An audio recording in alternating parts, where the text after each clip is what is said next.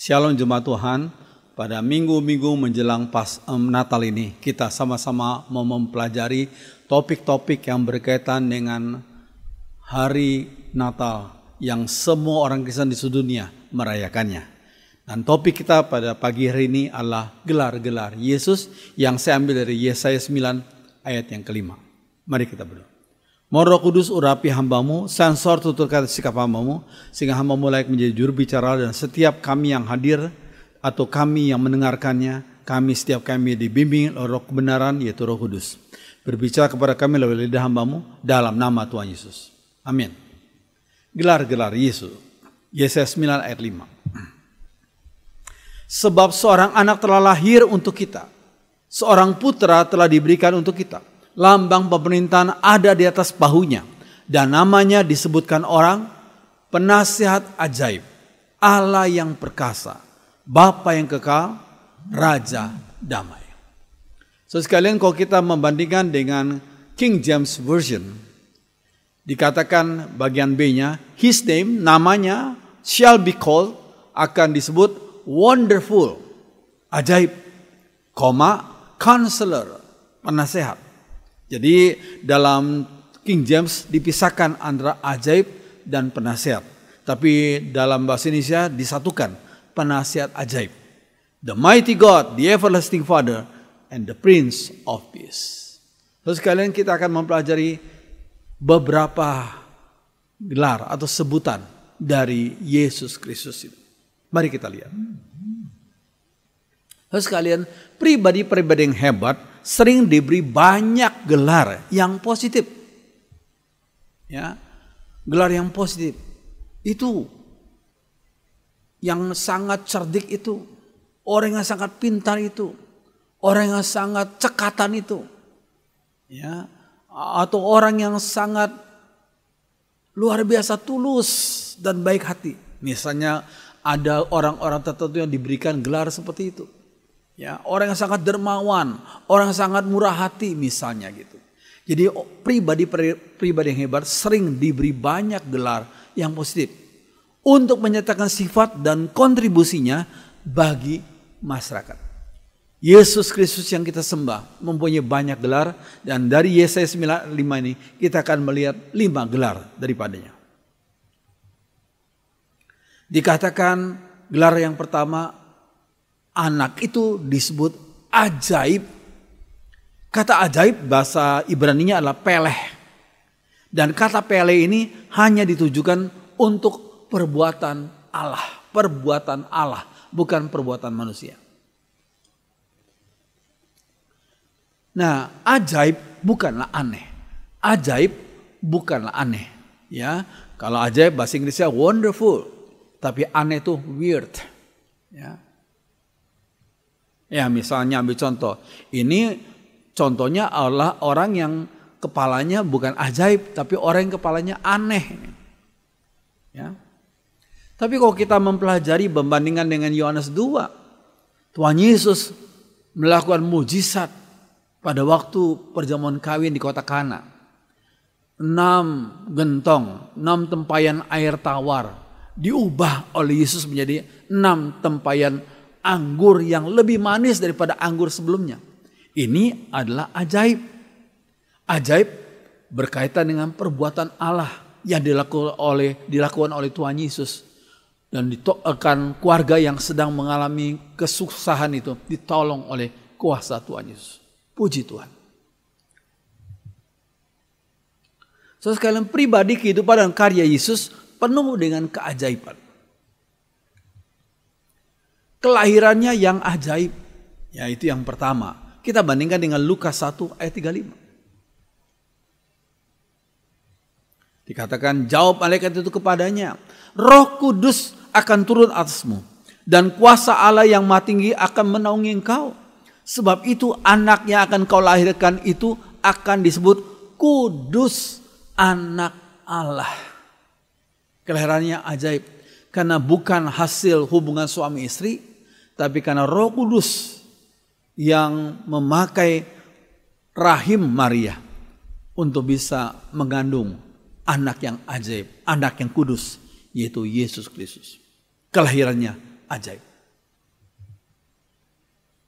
Terus kalian, pribadi kehidupan dan karya Yesus penuh dengan keajaiban. Yang kedua adalah kecerdasannya. Ini terlihat pada waktu Yesus berusia 12 tahun. Lihat Lukas 2 ayat 46 sampai 47. Ia, yaitu Yesus, sedang duduk di tengah-tengah alim ulama Yahudi sambil mendengarkan mereka dan mengajukan pertanyaan-pertanyaan kepada mereka. Dan semua orang, para ahli Taurat, para imam Yahudi yang ada di Bait Allah itu, semua orang yang mendengar Yesus, sangat heran akan kecerdasannya dan segala jawab yang diberikannya. Jadi pada usia 12 tahun, Yesus sudah menyatakan kecerdasannya. Dia bersoal jawab dengan para imam di Bait Allah, dengan para ahli Taurat di Bait Allah. Juga mungkin orang Saduki di situ, mungkin akan orang-orang yang lain ahli Taurat di situ. Sekalian, tetapi mereka kagum dengan kecerdasan Yesus yang waktu itu baru usia 12 tahun. Yang ketiga, pribadi kehidupan dan karya Yesus penuh dengan keajaiban dalam hal pertumbuhannya sebagai manusia yang ajaib. Lukas 2 ayat 52. Dan Yesus makin bertambah besar dan bertambah hikmatnya dan besarnya dan makin dikasihi oleh Allah dan manusia. Dikasihi oleh Allah dan manusia. Tuhan Yesus itu ditandai dengan simbol salib. Salib itu ada yang ke vertikal ke Allah dan ada yang horizontal kepada sama manusia. Dan Yesus itu pertumbuhannya seperti itu. Dia makin dikasihi oleh Allah dan manusia. Ya, kalau ada sebagian orang yang cuma dikasihi oleh Allah mungkin, tapi orang lain manusia bingung atau tidak senang dengan orang itu, ada sebagian begitu. Ada orang yang semakin dikasihi oleh manusia tapi sayang perbuatan mereka tidak sesuai dengan kehendak Allah. Tapi Yesus lain. Seperti salib, ada yang sifatnya vertikal makin dikasihi oleh Allah dan sifatnya horizontal makin dikasihi oleh manusia. Puji Tuhan. Ya, pribadi kehidupan dan karya Yesus penuh dengan keajaiban. Yang keempat adalah karena berbagai mujizat yang Yesus lakukan. Ini hal penting sekali. Berbagai tanda mujizat yang Yesus lakukan. Dalam kebudayaan Yahudi, salah satu tanda bahwa seseorang itu diutus oleh Allah, orang itu mampu melakukan mujizat dalam nama Allah. Tapi Yesus melakukannya atas namanya sendiri, karena Yesus adalah sang firman Allah itu. Ya. Kita lihat Yohanes 20 ayat 30 sampai 31. Yohanes menulis apa? Memang masih banyak tanda lain, maksudnya mujizat lain yang dibuat Yesus di depan mata murid-muridnya yang tidak tercatat dalam kitab ini, ya, yang tidak tercatat dalam kitab Yohanes ini. Tapi semua yang tercantum di sini telah dicatat agar kamu percaya bahwa Yesuslah Mesias Anak Allah. Kalau Yesus bukanlah Mesias Anak Allah, bagaimana puluhan mujizat dan tanda ajaib dilakukannya atas namanya sendiri. Suatu hal yang luar biasa, bukan? Ini satu ayat yang indah sekali.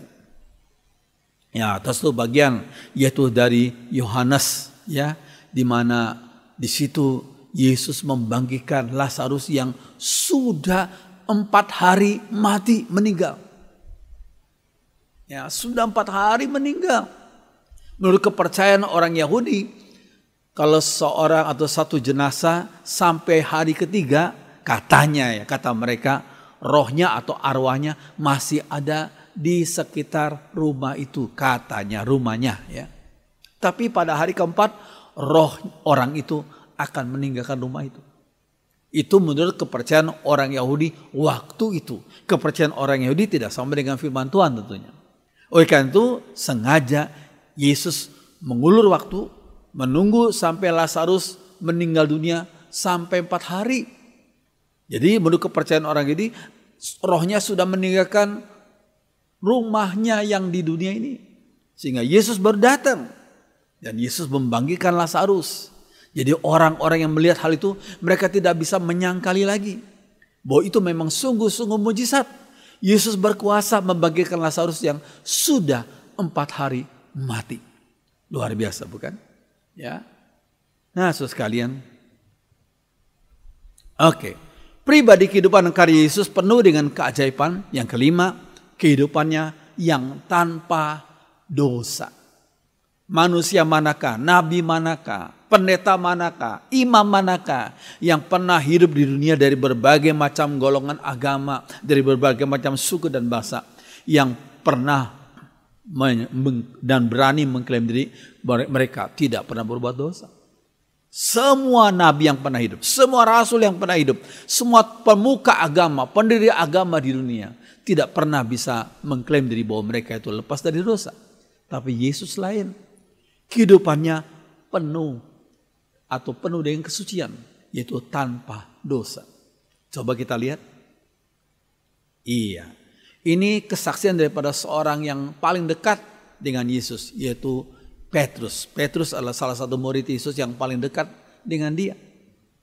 Nah, dan Petrus memberikan kesaksian. Ya, lihat 1 Petrus 2 ayat 22 sampai 23. Dia berkata gini, ia yaitu Yesus tidak berbuat dosa dan tipu tidak dalam mulutnya. Tipu tidak dalam mulutnya. Seringkali orang berkata, bohong-bohong sedikit gak apa-apa lah. Ini kan dosa ringan, dosa kecil. Oh, Yesus tidak demikian. Tipu tidak ada dalam mulutnya. Ia tidak berbuat dosa. Ketika Yesus dicaci maki, ia tidak membalas dengan mencaci maki. Ketika ia menderita, ia tidak mengancam. Tapi ia menyerahkannya kepada dia, yaitu kepada Bapa yang menghakimi dengan adil. Luar biasa bukan? Ini kesaksian daripada seorang murid yang paling dekat dengan dia, yaitu Petrus yang menyaksikan bahwa kehidupan Yesus tanpa dosa. Puji Tuhan. Oke, pribadi kehidupan dan karya Yesus penuh dengan keajaiban. Dalam yang keenam adalah sikapnya dalam penderitaan. Bagaimana sikapnya waktu Yesus disalibkan itu? Lihat Lukas 23 ayat 34. Ya, Lukas 23 ayat 34 itulah doa yang tidak pernah diucapkan oleh seorang pun yang pernah hidup di dunia dan yang nanti akan lahir atau pernah akan hidup di dunia ini. Hanya Yesus yang berani berdoa demikian. Di atas salib ketika penuh dengan kepalanya darah, punggungnya berdarah, tangannya berdarah, kedua kakinya berdarah, dan itu punggungnya penuh dengan cambukan-cambukan dan lalat-lalat yang besar-besar di bukit Golgota itu menggigit. Aduh, begitu gatal, begitu sakit. Tapi Yesus berkata dalam Lukas 23 ayat 34, Bapa, ampunilah mereka karena mereka tidak tahu apa yang mereka sedang lakukan. So, sekali ini luar biasa. Yesus mengatakan bahwa perbuatan mereka, orang-orang yang pernah berbuat jahat kepada Yesus itu, Yesus berkata, karena mereka tidak tahu apa yang mereka perbuat. Yang mereka sedang lakukan, yang mereka sedang berbuat jahat itu adalah Sang Anak Allah, yaitu Yesus yang rela disalibkan bagi kita orang berdosa, bagi umatnya yang berdosa. Sehingga Yesus berdoa, ya Bapa, ampunilah mereka karena mereka tidak tahu apa yang mereka perbuat. Mereka tidak tahu siapa yang mereka salibkan ini. Yang mereka salibkan, yang mereka siksa adalah Yesus Anak Allah yang tunggal, Sang Firman Allah yang menjelma menjadi daging. Itulah Yesus. Oh, luar biasa. Puji Tuhan. Nah, sekalian, pribadi kehidupan karya Yesus penuh dengan keajaiban. Yang berikutnya adalah kematiannya yang ajaib. Markus 15 ayat 37 sampai 39. Lalu Yesus berteriak dan meninggal. Ini dalam terjemahan sehari-hari ya. Gorden yang tergantung di dalam rumah Tuhan, yaitu bait Allah itu, sobek menjadi dua dari atas sampai ke bawah. Gorden yang memisahkan antara ruang kudus dengan ruang maha kudus itu tingginya bisa 9 meteran. Belum lebarnya, betapa beratnya itu. Itu memisahkan antara ruang kudus dengan ruang maha kudus. Hanya 1 kali dalam setahun sang imam besar itu masuk ke dalam ruang maha kudus, di mana di situ ada tabut bait Allah, tabut Allah yang berisi 10 hukum Taurat yang ditulis dengan tangan Allah sendiri. Ya, imam besar hanya setahun sekali. Tapi pada waktu Yesus menyerahkan nyawanya kepada Bapa, Bapa, ke dalam tanganmu kuserahkan nyawaku. Maka satu hal yang luar biasa, gorden bait Allah yang tingginya sekitar 9 meter itu robek dari atas sampai ke bawah. Maksudnya itu sebagai tanda simbol bahwa setelah kematian Yesus, setelah penebusan oleh Yesus itu, maka semua orang bisa datang kepada Allah hanya melalui satu pribadi, yaitu pribadi Yesus saja. Seperti saudara dan saya bisa datang kepada Allah Bapa dalam doa kita di dalam nama Tuhan Yesus Kristus, bukan nama-nama yang lain. Ini satu hal yang penting sekali. Puji Tuhan. Ya, lalu apalagi yang terjadi pada setelah Yesus menyerahkan nyawanya kepada Bapa di surga? Dikatakan perwira yang berdiri di depan salib itu melihat bagaimana Yesus mati. Perwira itu berkata, memang benar orang ini anak Allah. Sampai berlutut menyembah. Terus sekalian ini suatu hal yang luar biasa. Ya, kematian Yesus membawa perwira Romawi itu menyembah Yesus dan mengakui memang benar orang ini adalah anak Allah yang tidak berdosa, anak Allah yang kudus, ya, tapi rela berkorban untuk menebus umatnya yang berdosa. Puji Tuhan. Pribadi kehidupan karya Yesus penuh dengan keajaiban dalam hal apa? Dalam hal kebangkitannya. Ya, kebangkitannya. Ya, kita melihat kubur Yesus yang kosong. Ya. Setelah 3 hari mati, Yesus bangkit dan tidak mati lagi. Ini berbeda dengan Lazarus yang 4 hari mati bangkit dan berapa tahun kemudian dia mati lagi. Tapi Yesus lain. 3 hari mati, ia bangkit dan tidak mati lagi. Dan naik ke surga. Disaksikan oleh banyak muridnya. Dan akan datang kembali pada hari kiamat. Untuk menjadi hakim manusia. Terus sekarang ini suatu hal yang penting sekali. Nah, kita bandingkan. Ini adalah kuburan daripada seorang filsuf terkenal dari China yang bernama Confucius. Kuburannya ada. Ini kuburan daripada seorang nabi dari satu agama tertentu. Ya, di kotanya, ya, kuburannya ada, dan di situ ada jenazahnya, ya, atau minimal ada tulang belulangnya. Ya. Tapi ini ketika John Lennon itu, ketika The Beatles grup yang terkenal itu begitu digandrungi oleh banyak pemuda remaja, sehingga seorang tokoh daripada The Beatles yang bernama John Lennon dengan sombongnya, ya, dia berkata, we are more famous than Jesus. Kami lebih terkenal daripada Yesus. Kenapa? Kenapa dia mengatakan demikian? Karena satu kali mereka mengadakan acara pada hari Minggu, ya, dan waktu acara itu diadakan, banyak gereja kosong. Orang-orang khususnya pemuda remaja lebih baik nonton John Lennon dan kawan-kawannya dalam grup The Beatles itu daripada mereka pergi ke gereja.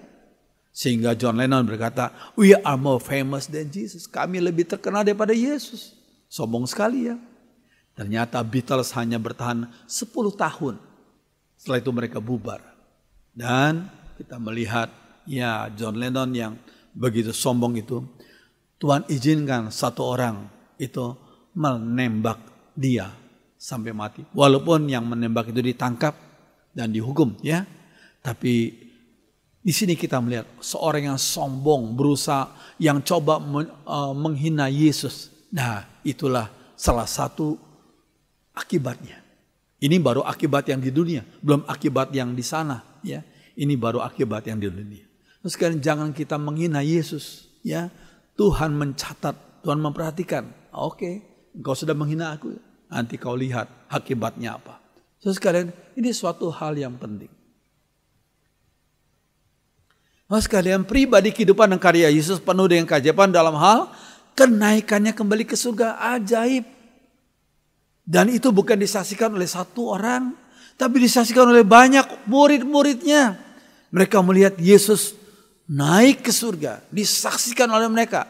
Dan kemudian datanglah kedua malaikat dari surga untuk menyampaikan berita yang penting bagi murid-murid itu. So sekalian, ini suatu hal yang penting sekali. Kenaikannya kembali ke surga, ajaib.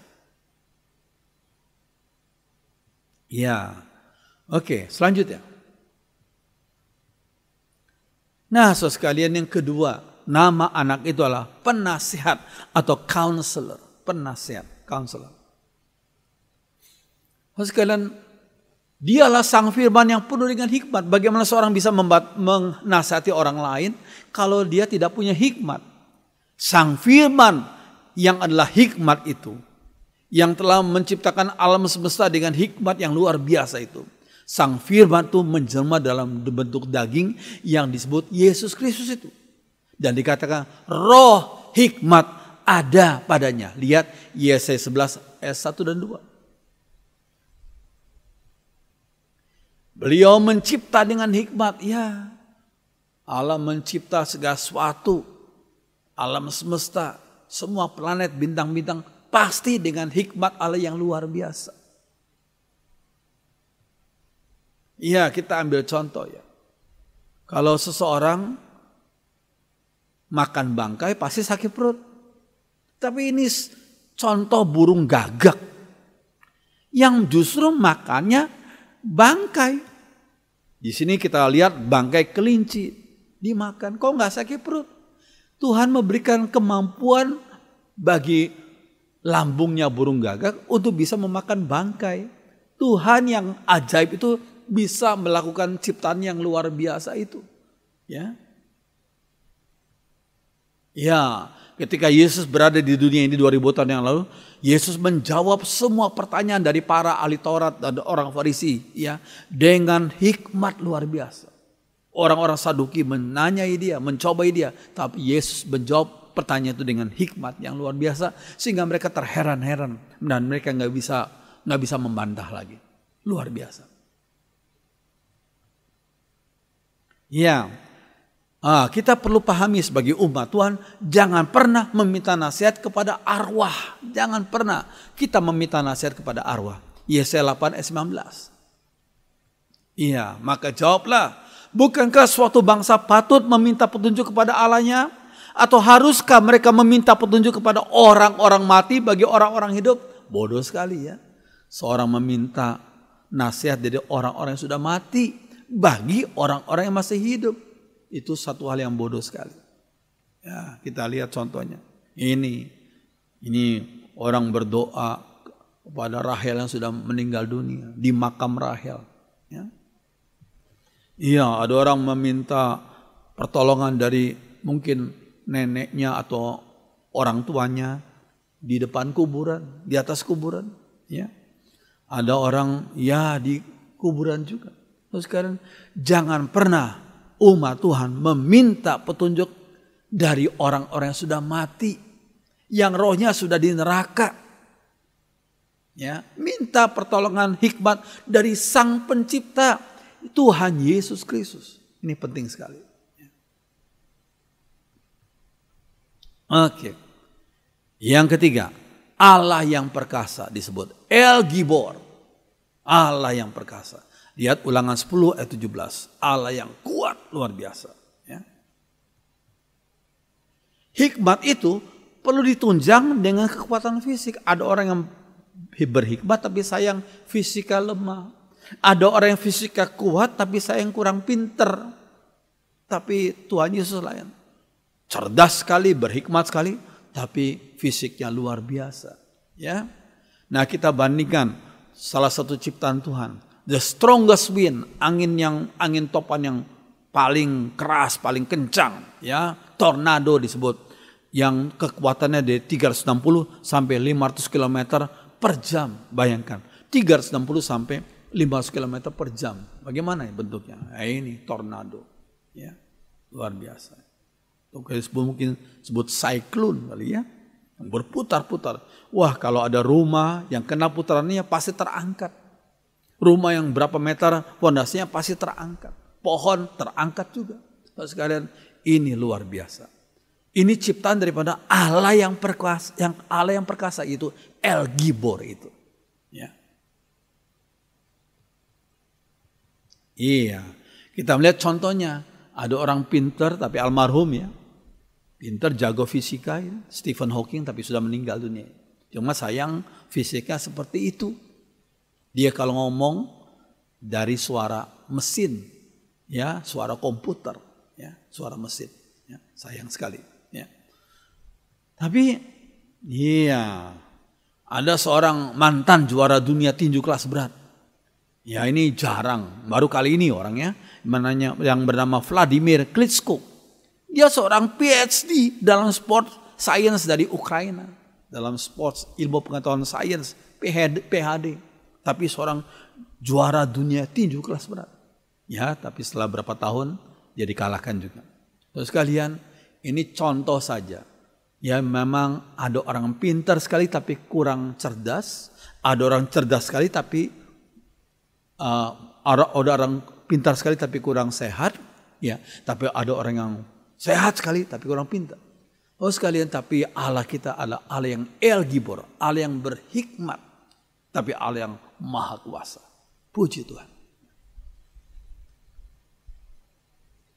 Oh sekalian, yang keempat, Bapa yang kekal, ya, Bapa yang kekal. Kalau Yesus disebut Bapa yang kekal, bukan berarti Yesus, pribadi Yesus adalah pribadi Allah Bapa. Bukan berarti pribadi kedua dari Allah Tritunggal sama dengan pribadi pertama Allah Tritunggal. Bukan demikian. Tapi istilah Yesus disebut sebagai Bapa yang kekal ini mempunyai arti, iya, sumber hidup. Kata Bapa di sini mempunyai arti sumber hidup. Ya. Karena beliaulah sang firman Allah, beliaulah juga sumber hidup itu. Ya. Sang firman, Yesus disebut sebagai Bapa, berarti beliau memperhatikan kebutuhan umatnya. Seperti seorang ayah memperhatikan kebutuhan anak-anaknya di dalam keluarganya. Ya. Ya, Yesus disebut sebagai Bapa, berarti Yesus sebagai sumber hidup yang kekal. Tapi sekali lagi saya ulangi, pribadi Bapa berbeda dengan pribadi sang anak itu. Ya, juga berbeda dengan pribadi Roh Kudus. 3 pribadi yang adalah Allah Tritunggal. Kita harus mengerti ini. Puji Tuhan. Ya. Nah, yang kelima, dia disebut Raja Damai, Raja Shalom. Terus sekalian, Shalom di sini mempunyai arti damai yang komprehensif dan berdasarkan kebenaran. Damai berdasarkan kebenaran. Damai bukan berdasarkan kebohongan, tapi damai berdasarkan kebenaran. Terus sekalian, nah, kata Shalom ya, yang artinya damai, mempunyai arti damai dengan Allah. Damai di dalam diri sendiri, dalam hati. Damai juga dengan sesama. Damai sejahtera, bebas dari kecelakaan yang secara fisik, ya, damai secara rohani, damai karena dalam hidup sekarang ini, dan damai dalam hidup yang akan datang. Itu Shalom itu mempunyai arti yang luas sekali. Nah, kalau Yesus disebut sebagai Raja Damai, beliau adalah Raja Shalom itu. Yang bisa memberikan kita damai di hidup sekarang ini dan hidup yang akan datang nanti. Kalau satu kali Tuhan panggil kita. Puji Tuhan. Ya. Oke, biarlah firman Tuhan menjadi berkat bagi kita semua. Dan firman ini menyiapkan kita untuk menyambut hari Natal pada minggu-minggu yang akan datang. Puji Tuhan. Mari kita berdiri, kita nyanyikan satu lagu yang sudah sama-sama kita kenal. Mari kita berdiri, kita nyanyikan lagu yang indah ini. Lagu yang sudah cukup lama, tapi kata-katanya begitu indah.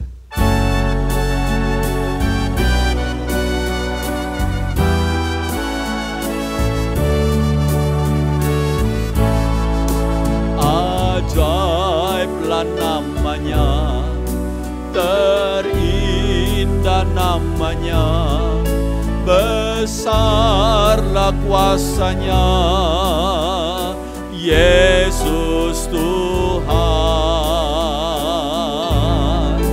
Raja segala raja, pencipta semua, ajaiblah namanya, Yesus Tuhan. Gembala yang baik, batu karang teguh, Allah Maha Kuasa.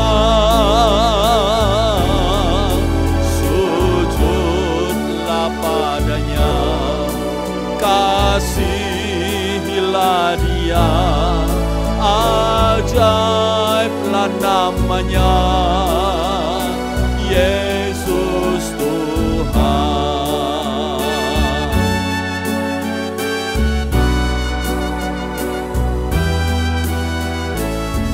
Ajaiblah namanya, ajaiblah namanya, terindah namanya, besarlah kuasanya, Yesus Tuhan. Raja segala raja, pencipta semua, ajaiblah namanya, Yesus Tuhan. Gembala yang baik, batu karang teguh, Allah Maha Kuasa. Sujudlah padanya, kasihilah Dia, ajaiblah namanya, Yesus Tuhan. Gembala yang baik,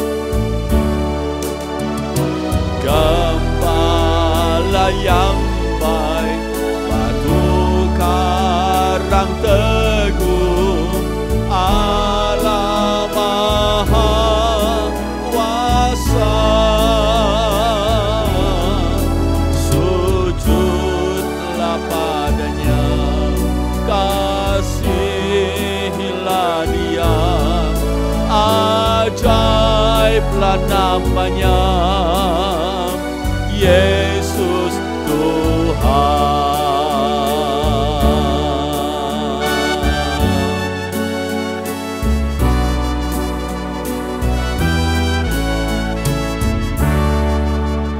Benar ya Tuhan, nama-Mu sungguh ajaib, nama-Mu sungguh luar biasa.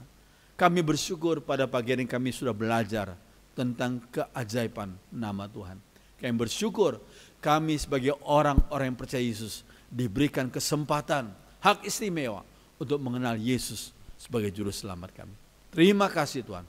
Dengarkan doa kami dalam nama Tuhan Yesus. Semua orang beriman mengatakan amin. Silakan duduk.